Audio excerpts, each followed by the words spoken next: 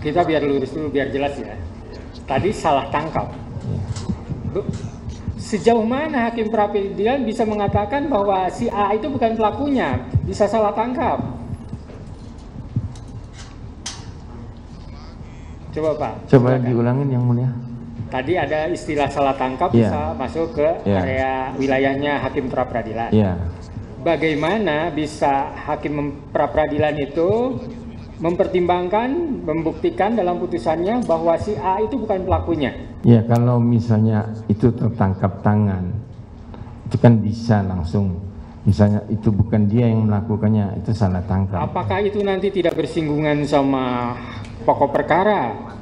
Karena nanti akan memutuskan bersalah atau tidak bersalah. Iya, atau tidak. Tadi sudah saya jelaskan yang mulia, apabila dalam tuntutan pra-peradilan itu tidak mempunyai kayak kalau pendataan dua kualifikasi hukum.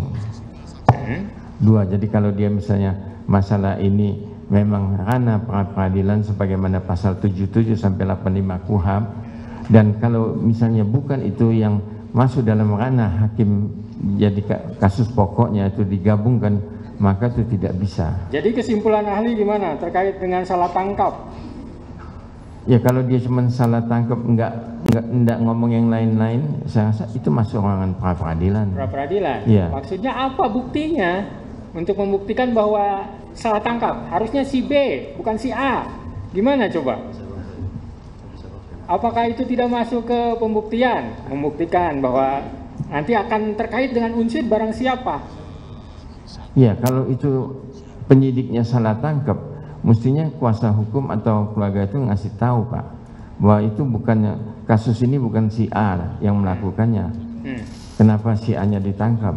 Nah, itu kan masuk ke pembuktian maksudnya Pak.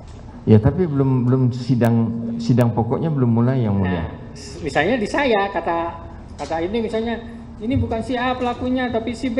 Nah, untuk meyakinkan saya bahwa pelakunya si B gimana?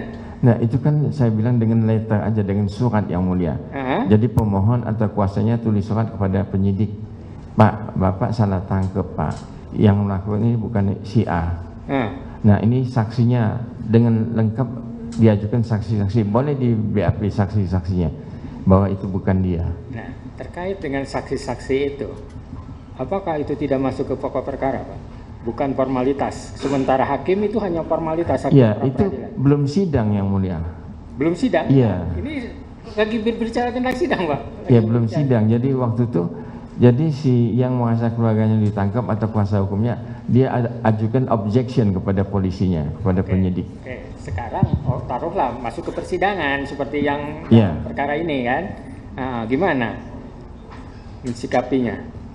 Kalau misalnya sudah masuk dalam persidangan, itu permohonan tadi tidak bisa punya dua kualifikasi hukum yang mulia. Jadi kalau misalnya dia salah tangkap aja yang diproses. Kalau dia salah tahan aja permohonannya. Atau kalau dia salah sita atau salah sebagai penetapan tersangka, 1 poin, nggak bisa 2 poin atau 3 poin diborong sekaligus. Jadi salah tangkap kesimpulan saudara gimana? Pra-peradilan atau pokok perkara?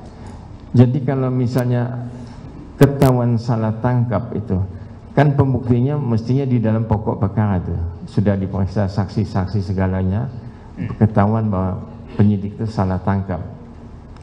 Tapi kalau awal misalnya salah tangkap masuk dalam pra-peradilan, nanti kan obscurable itu yang mulia. Gitu ya pendapat ahli, kalau dimasukkan ke pra-peradilan malah obscurable karena seyogianya harus melalui pokok perkara atau setidaknya sebelum digelar perkara sudah ada komplain gitu. Iya, sudah ada objection, ada komplain kepada penyidik. Di luar sarana dari persidangan. Iya, di luar itu. Silakan lanjutkan. Download Tribun X sekarang, menghadirkan lokal menjadi Indonesia.